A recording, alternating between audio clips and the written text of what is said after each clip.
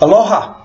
So we've been doing a great job of diving through a lot of what I consider to be the parts of psychology that generate quite a few of the discussions and certainly the debates. But we started the class with the right premise. And that is that before we can dive into is behavior definable, certainly is it predictable, we first have to demonstrate that there's value to how we're going to achieve a profile. A psychological impression. And so we did that with a statistical introduction. We talked about liability, we talked about validity, we certainly talked about correlation, because ultimately, if in my assessment I can't demonstrate there's a relationship between a certain attribute or characteristic, whether it's an intellectual one, a processing one, a memory one, certainly a psychological or what we call regulation, emotional, psychological, psyche regulation, ego strength, all those great psychological terms. Ultimately, there's not a lot of value to them unless there's something that you can then predict from them. From a clinical context, we see that from a psychological test, they draw directions to go in therapy. Now, some of your posts have brought up what is considered to be the ultimate question, and that is, why can't I talk to you and get all I need?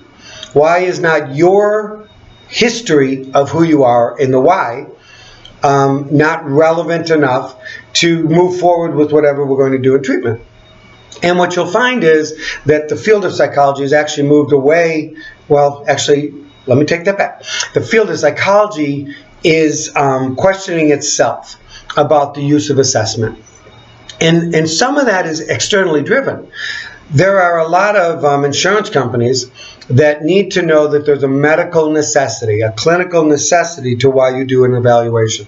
There's a belief that with comprehensive, targeted questioning and interviewing in particular, you can get enough information to then determine a treatment intervention, a plan. So if I ask enough questions about how your desire or pleasure in activities that you used to find pleasurable has decreased, if I can ask specific questions about your outlook on life, if I can ask specific questions about your degree of sadness and your energy level, and ultimately, your thoughts or gestures or ideations around hurting yourself or others, I can probably generate enough information to say you meet the minimal criteria for a depression disorder. And I don't even need to do that to treat the depression.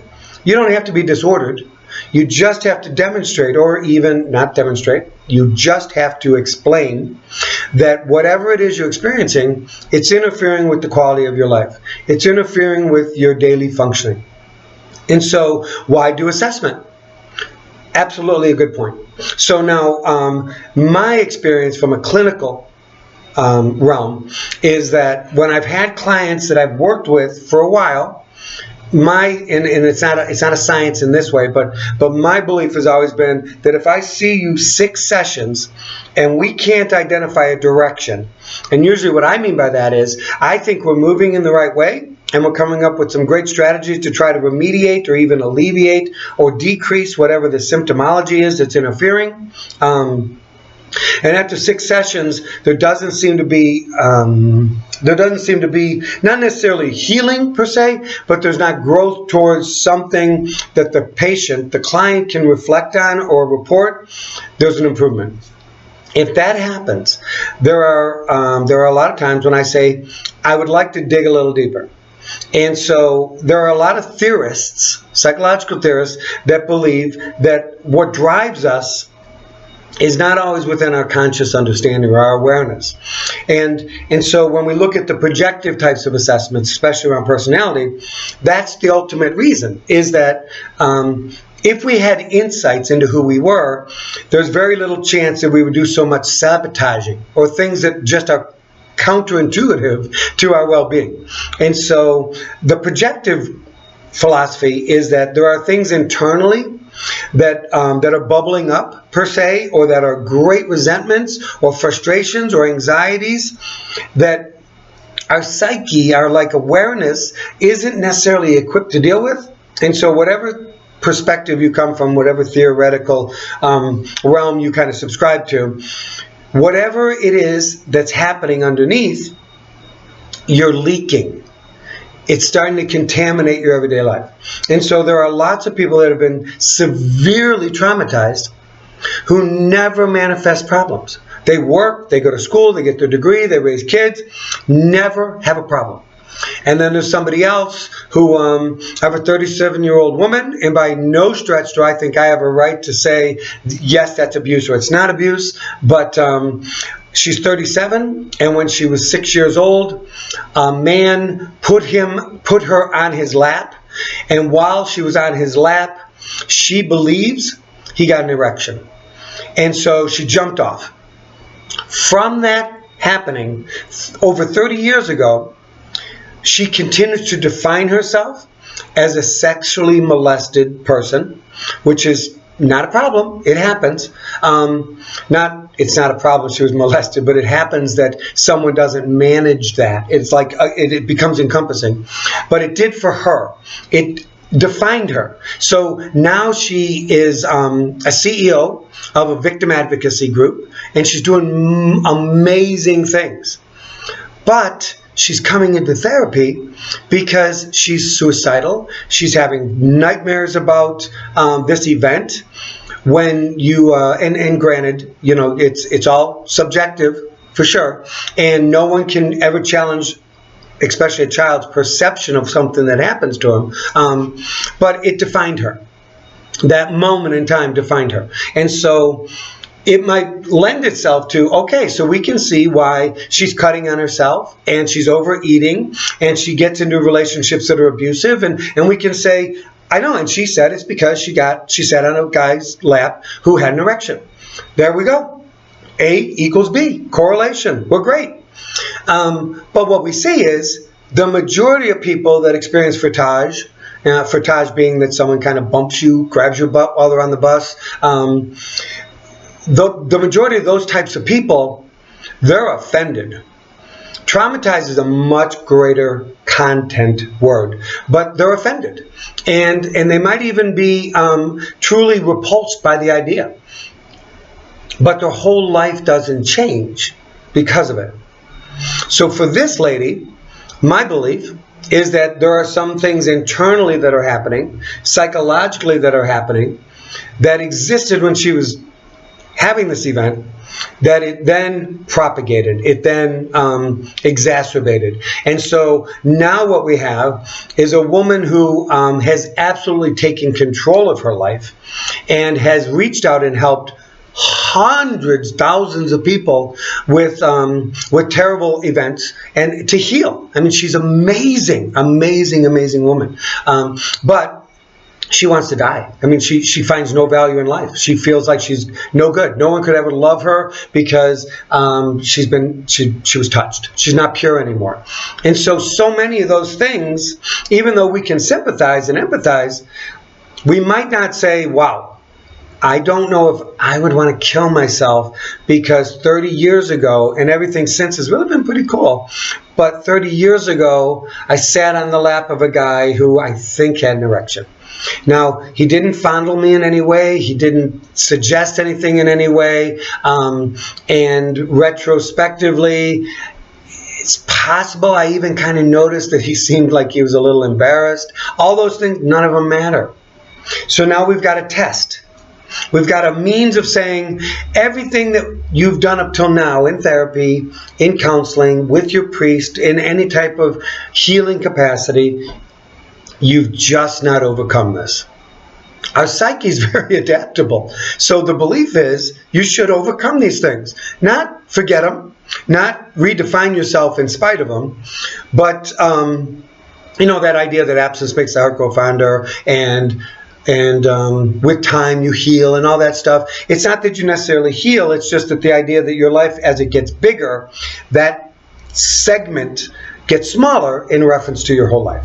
So for this woman, I recommended we do assessment, because I really thought that even though I was fairly sure I understood some of the dynamics of that this incident really fit her personality, and because of it, it fed into the world is a scary place. This happened, therefore it confirmed enough for me, even when I was, pre-8, that I don't need to challenge that again. So the Rorschach was one of the things that I utilized. Now, the Rorschach is a great tool, but let me say one thing about it real quick. It should never, ever be done in isolation. Its goal is not to diagnose. Its goal is to not establish psychological pathology. Its goal is to complement or supplement and even bring more clarity to some other tests like the MMPI. We'll look at both of those today, but like for the Rorschach, I'm looking at flow of psychological processing. When you look at an MMPI, or what we call objective tests, we're not looking at the way that your psychological coping and defense mechanisms are flowing. We're looking at your interpretations and perceptions of the questions. The Rorschach, the thematic apperception test, the storytelling, the sentence completion, the draw person, I mean, there's so many, but those are really the ones you should trust have a little more validity or reliability. All their job is to do is to identify the things that maybe you're not in charge of. And so, we've got Sigmund Freud, who, even though he's the butt of a lot of jokes, he brought up a great point, and that is that our psyche, it's equipped to manage the things that we're not ready to manage. And so he had some great terms like repression and regression, and but ultimately he was saying something that's very similar to pretty much all theories except behavioral, but all theories of psychology that say that at the foundation of pathology is anxiety. And so all the theories go into different directions on how they define how we deal with it. We get reconnected, we revert, we regress, we reach out, we overcompensate, we do all these great things. So depending on the theory you subscribe to, it's how you deal with that anxiety. But at the core of the pathology is a sense of anxiety. And so the Rorschach is a great tool because you look at these items, or the thematic apperception, you look at them and you don't know what you're looking at. So the only way to make sense of what you're looking at is to put your perceptions onto it. And because we can only know what we know, and we can only understand what we understand, some of our internal, I won't necessarily say subconscious, but our internal out of awareness foundational driving forces, and I won't call them intent, but sometimes that is the word, they come out because you don't need them to protect you from an ambiguous picture. So when you look at something like this, the idea is I tell them there's no right or wrong answers. I can get it there. There's no right or wrong answers.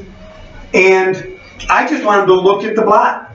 And I want them to tell me what they see. So I make easy comments. I start the introduction with, this is a test of creativity, really. And when people look at these, they see a lot of different things. I just want you to take your time. And so your first impression the moment you look at that card, your first impression can be huge. It can be, it's a mask.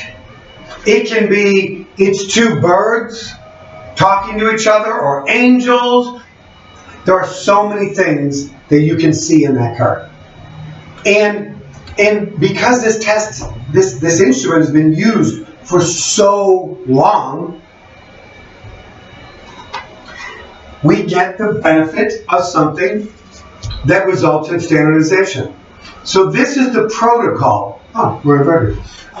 This is the protocol for the Rorschach. When we look at it, this is me literally writing down the number of the card, and there's 10 cards, how many responses, because they could look at this card and they can give me multiple responses. They can say it's a pumpkin. Oops. Put it down. They could say it's a pumpkin.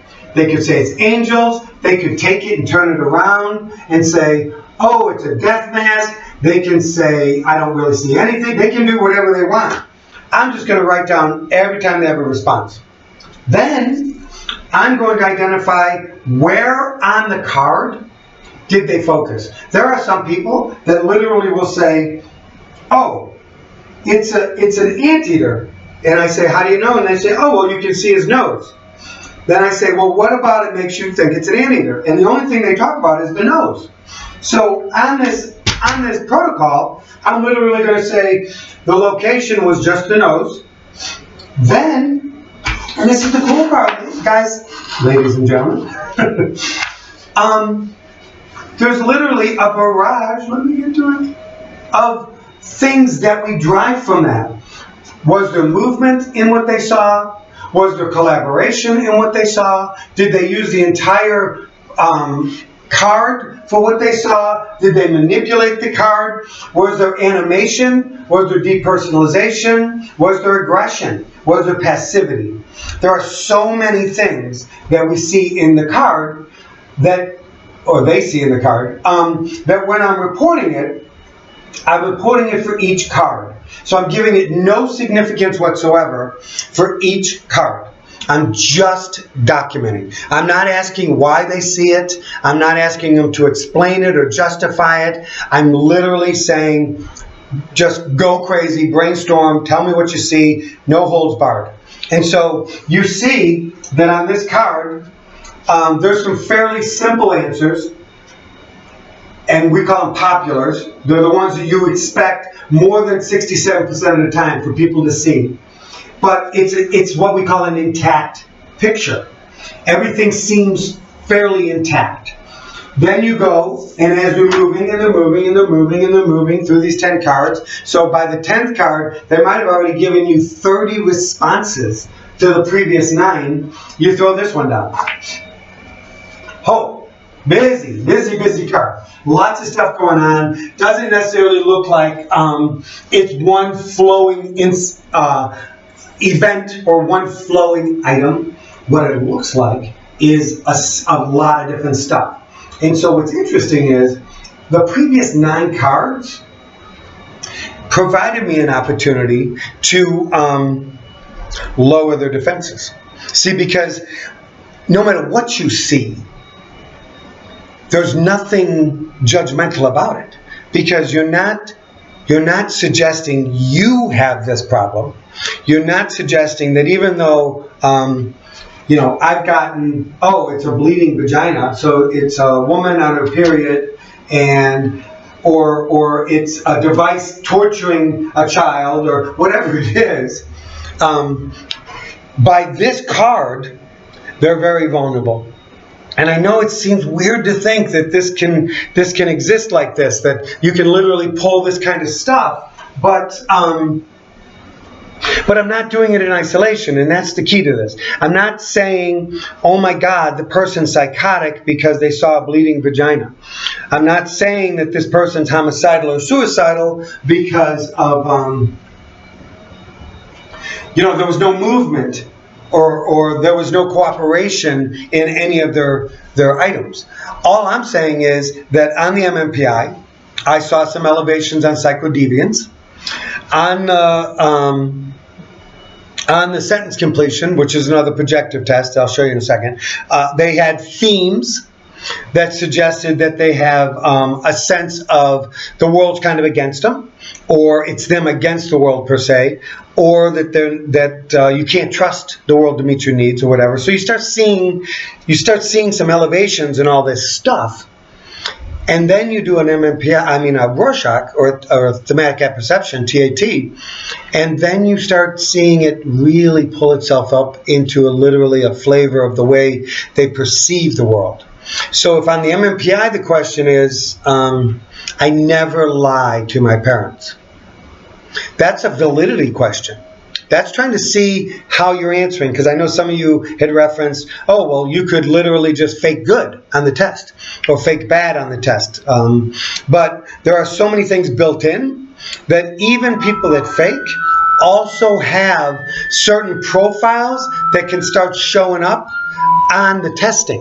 And so you could literally see things show up on the test that that really kind of confirm that. So I want to switch gears and show you what the TAT, or thematic apperception test, looks like, because it lends itself to some pretty interesting stuff. Now, this tool is cards, and you put them down, and you say, I want you to look at this card, and I'm kind of hoping you can see that. Let's see if the light helps. A little bit. Okay, so anyways, you can see the nature of the card. You can see what's on that card.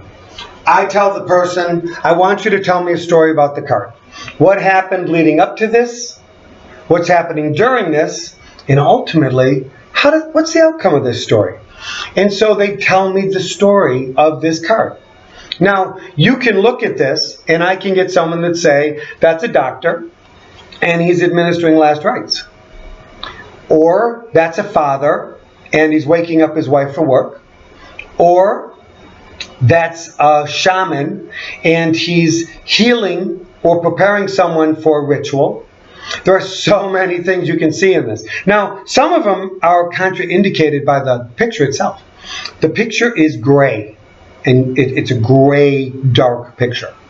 And so you kind of have to go beyond the obvious of the picture to see healing in this picture. Now that hand looks healing.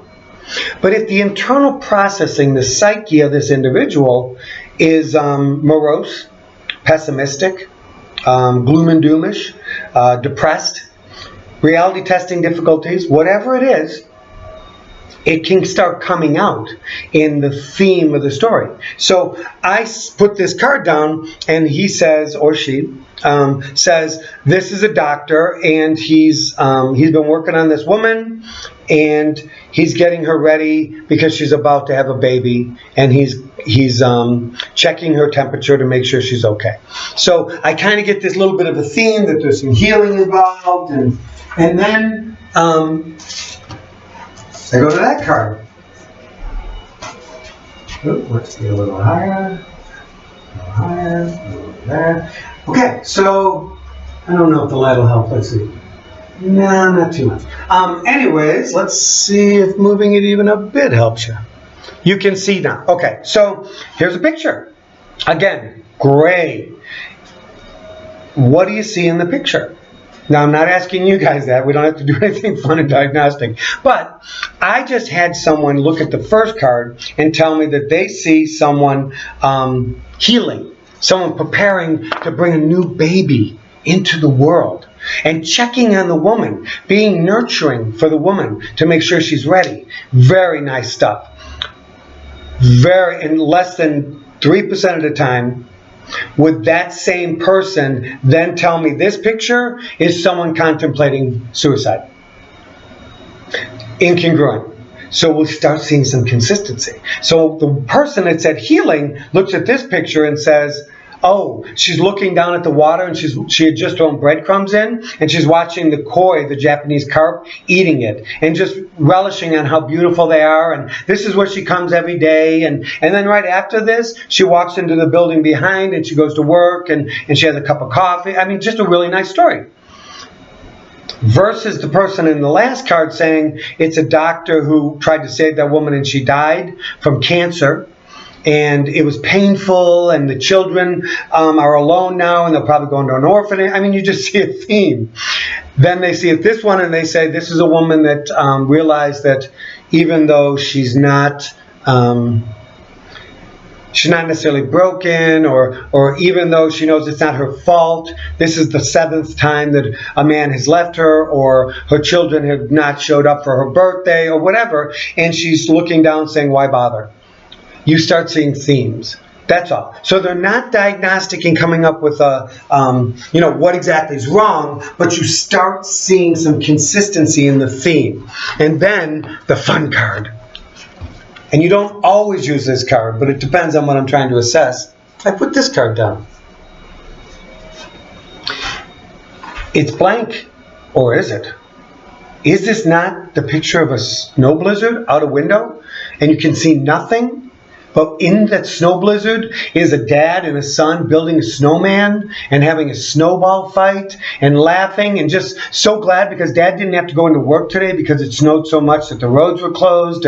Or it's someone that is in an avalanche, and this is them realizing that even though they've had a great life, there's a good chance they'll never get out of here. Or it's the first board that a kindergartner looks at before they prove that they know their ABCs, and they write their ABCs up there. The person projects, they project, they project. There's themes we're looking at. So there's a lot of value to that. Not in isolation, but just that that you can lend some correlations, some congruency, connectedness to some of the specific attributes, characteristics. I like the word theme. I use the word theme a lot in when I'm doing forensic testimony and reports, because that's what we're looking for. Now, let me flip to the forensic capacity, because I do want to address that tiny bit today. I am asked to predict future behavior. So someone is up for parole and they have to have a formal forensic evaluation.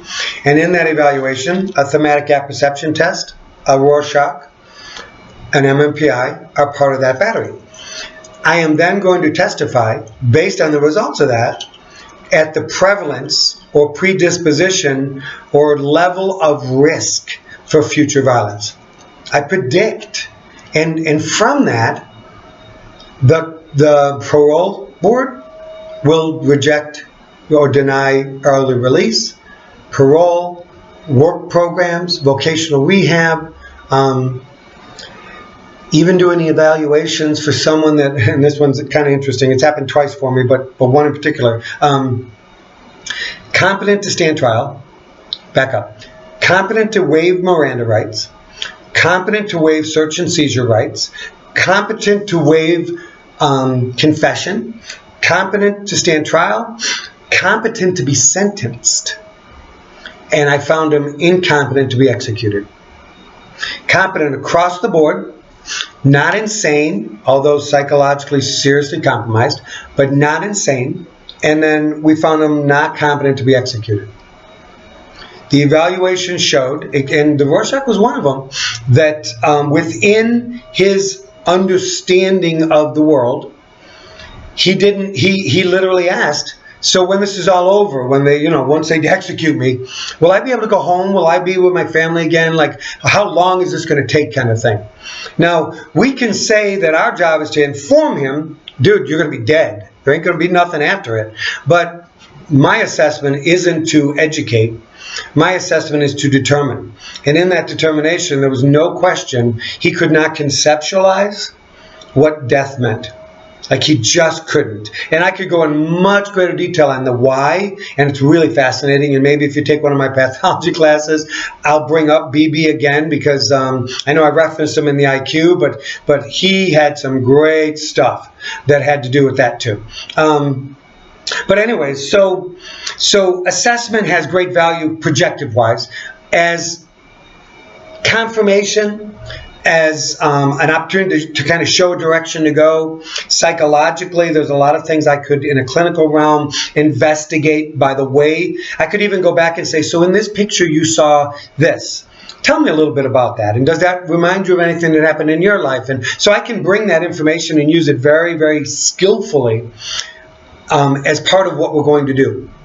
But ultimately, from the assessment, and really from my capacity, quite a bit of what I do is the assessment part of it. I don't necessarily do too much of the clinical anymore. I have a couple clients here and there, but really my forte, my expertise, why I get contracted is for assessment.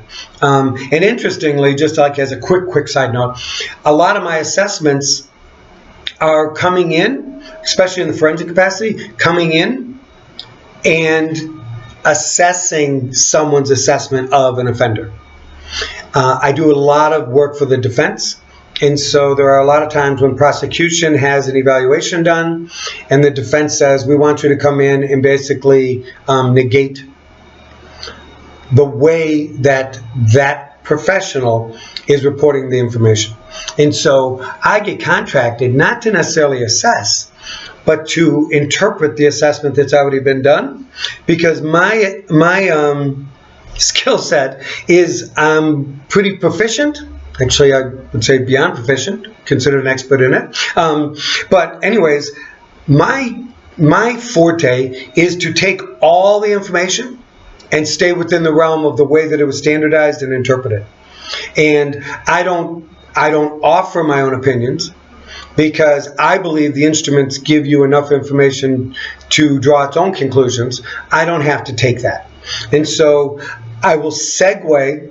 Actually, I'm going to halt the video and then make a different video for you about the MMPI. I just want to talk a little bit about the MMPI and a couple other instruments, but I want to do them on a separate video because I really want the projective to stay kind of on its own. But one other thing I'm going to show you, interestingly, is this is, let's see, I hope it comes up here.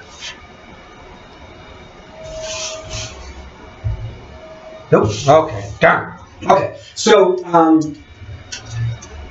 I'm going to pause, I'm going to fix this, and then I'm going to come back and show you something really kind of cool. Okay, so anyways, this is called Indicators of Specific Disorders.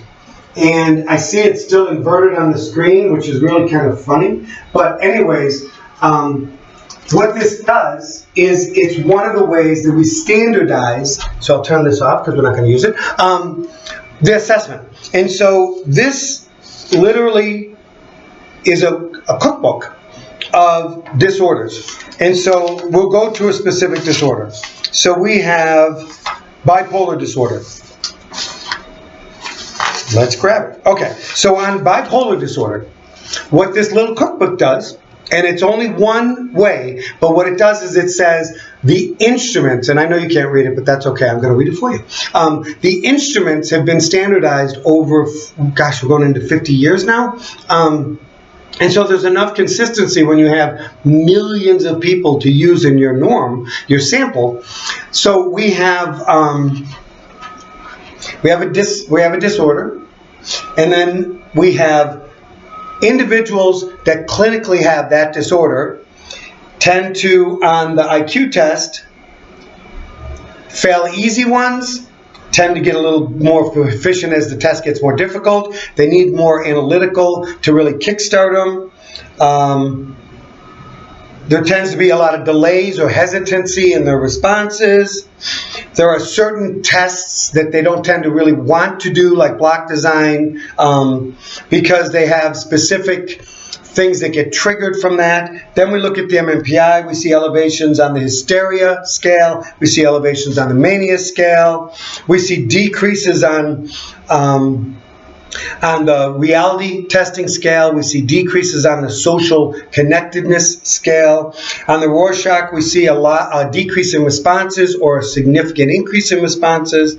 We see that there's a lot of blocking of the subject of what they see. So they'll see the diagram and you'll get a lot of, I don't see anything, I don't see anything, I don't see anything. Because they're protecting, they're afraid of releasing. So on the Rorschach, they see that. Sometimes the responses are very vague, or they're super delusional, grandiose, depending on if they're depressed or they're in a manic state. On the TAT, we see a lot of stories that there's extreme detail or there's refusal to elaborate. In sentence completion, we see a lot of omissions, or we see a lot of things added, what we would call insertions. On House Tree Person. So literally what it does is it goes through an IQ test, objective personality, a projective personality, another projective personality, a neuropsychological, a mental status, and then behavioral and mental status. Behavioral and adaptive. And that's just for bipolar. So what you have happen is, as you go on, you start seeing some consistencies. So now imagine in a courtroom, they're going to say, Dr. Walsh, in your professional opinion, do you believe that he is bipolar? And I say,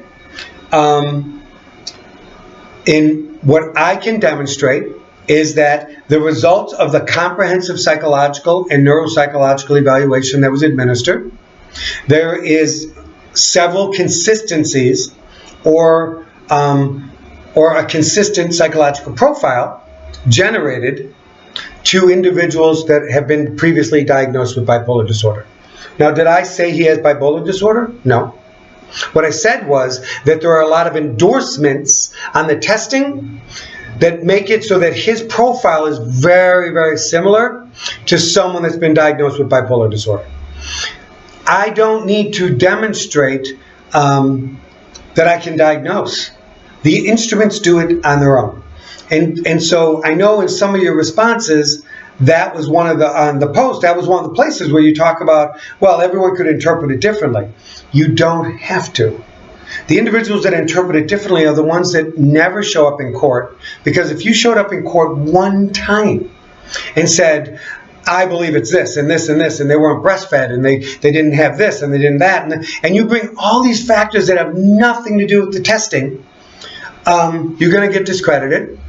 And even worse, if you violate the scope of the test, you're going to get referred to the ethics board, because that's not ethical. It's unprofessional and it's ethical. So unfortunately, there have been a lot of times where I've come in and had to do an analysis of a psychologist's and even psychiatrists' evaluations and recommendations and discredit it.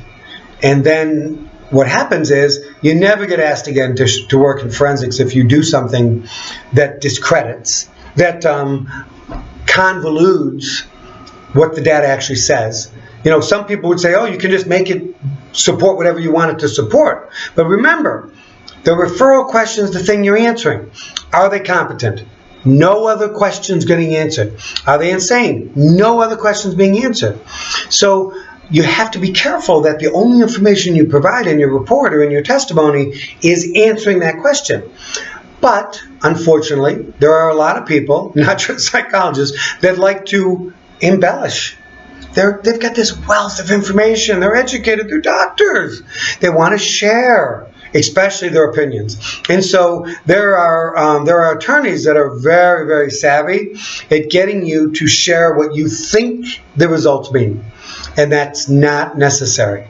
All you have to do is say, based on the data, based on the empirical research that has been done in standardizing this instrument, individuals with this profile are synonymous or similar to individuals that have previously been diagnosed with antisocial personality disorder, with bipolar disorder, with schizoaffective disorder, whatever it is. That's the value of projectives. It's not standalone by any stretch. It's not diagnostic by any stretch, but it really gets to that part of our psyche that we don't always know or understand the why. Why do I continue to smoke? Why do I continue to find women that are can't commit? Not me personally, but I mean, why do I continue to sabotage relationships with my family? Why am I so opposed to children? Now, I can conceptualize, I can come up with a reason for those things, but in most cases, it continues to harbor in me in terms of trying to really wrap my mind around the why, which suggests that there's something else going on. And so, depending on where you are in terms of how you understand human behavior, or even accept the reason for human behavior, projectives offer an abundance of information, and it just is set to complement some of the other things you see. So I'm going to make another video for you guys, and it's going to talk a little bit more about some of the objective stuff, because I want to talk a little bit about the MMPI and the value of it, because this class in particular, it's a testing class. And I've been doing assessment. I've been doing it a long time, but for 17 years, I've been a professor teaching assessment to doctors, to individuals that want to become doctors. And so I'm kind of in a realm of seeing it across educational, custody, certainly disability, and then forensics. I see it in all those capacities, and there's great value, and there's great danger and caution that comes from assessment. So I really like that you guys are kind of challenging that that we shouldn't just be able to pigeonhole who someone is from the way they look at a card. At the same time, I really want you to challenge that it's really okay if we're fairly consistent as a human. If in the human experiment, there's really 4 ways that we adjust or adapt or respond to any stimuli. And even though uniquely in that, it's really one of those 4. But anyways, I hope you enjoyed that. I certainly love projectives. I use them in pretty much every capacity. But again, it's not because they stand alone. I just think they really offer me some additional insight and sometimes a leaping point for deeper questions during the interview part. Thanks a lot, everybody.